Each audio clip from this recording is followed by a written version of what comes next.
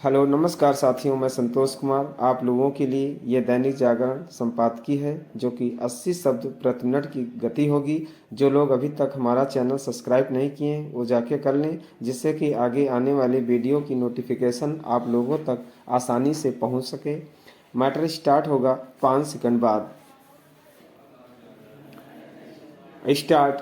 वाराणसी की जिला अदालत ने ज्ञानव्यापी परिसर में स्थिर व्यास जी के तहखाने में पूजा की अनुमति देने का निर्णय देकर केवल न्याय ही प्रदान नहीं किया, बल्कि उस गलती को सुधारने का काम भी किया जो 1993 में मुलायम सिंह सरकार ने की थी।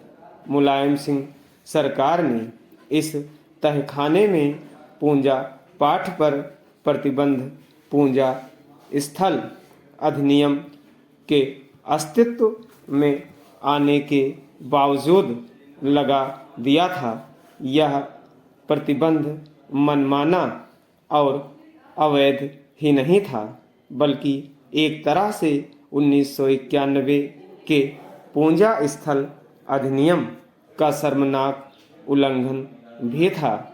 यह अधिनियम यह कहता है कि किसी धार्मिक स्थल का चरित्र बदला नहीं जाएगा, लेकिन तत्कालीन मुलायम सिंह सरकार ने व्यास जी के तहखाने में पूजा पर प्रतिबंध लगाकर ठीक यही काम किया।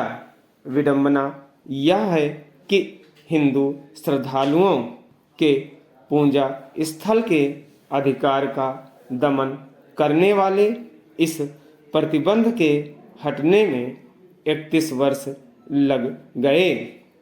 वाराणसी की जिला अदालत ने 7 दिन के अंदर पूजा की व्यवस्था के आदेश दिए हैं। हैरानी नहीं कि इसके पहले ही उसके फैसले को उच्चतर न्यायालयों में चुनौती दी जाए। जो भी हो, किसी को यह मानकर नहीं चलना चाहिए कि मंदिर पक्ष केवल इससे संतुष्ट होने वाला है कि उसे ज्ञानव्यापी परिसर के तहखाने में पूजा का वह अधिकार मिल गया जो करीब 3 दशक पहले उससे छीन लिया गया था। किसी को ऐसी अपेक्षा इसलिए नहीं करनी चाहिए क्योंकि हाल में भारतीय पुरातत्व सर्वेक्षण यानी ASI की ओर से ज्ञानव्यापी परिसर में किए गए सर्वे से यह प्रमाणित हुआ कि यहाँ मंदिर को तोड़कर उसके ऊपर मस्जिद खड़ी की गई थी। वैसे तो यह पहले से ही स्पष्ट था कि तथाकथित ज्ञानव्यापी परिषद एक मंदिर पर खड़ी की गई इमारत है, लेकिन ASI के सर्वे ने इसके आटक्य प्रमाण भी प्रस्तुत किए।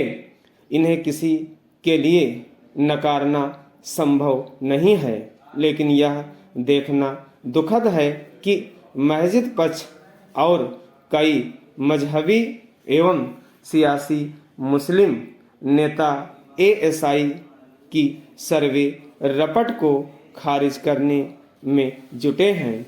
यह दीवार पर लिखी इबारत को देखने पढ़ने से जानबूझकर इनकार करने के अलावा और कुछ नहीं।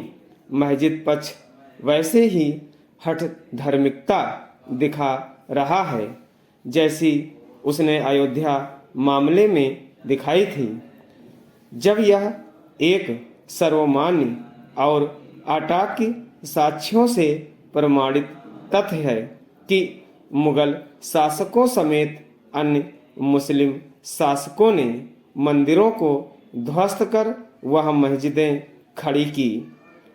तब न्याय और नैतिकता का तकाजा यही कहता है कि कम से कम उन पर से तो दावा छोड़ ही दिया जाए, जो हिंदुओं के लिए बहुत अधिक मायने रखते हैं। मस्जिद पक्ष एक और तो यह कहता है कि आज के मुसलमानों का औरंगजेब से कोई लेना देना नहीं, लेकिन इसके साथ ही वह इसके दुष्कृत्यों का बचाव भी करता है।